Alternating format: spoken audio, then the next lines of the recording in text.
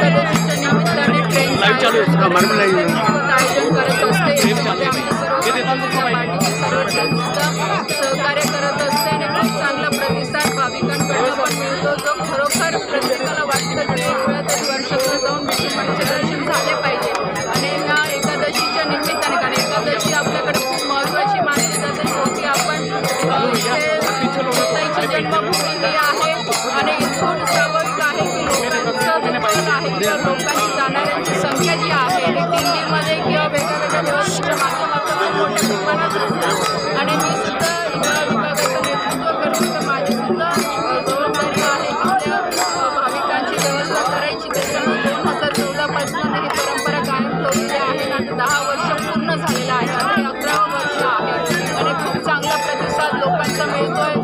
लोकांनी मला हे सांगितलं, पुढच्या 2 ट्रेन करा, जेवढं मला करणं शक्य होईल नक्कीच मी इथल्या आमच्या लोकांसाठी करायचं आहे। आपल्यावरती आशीर्वाद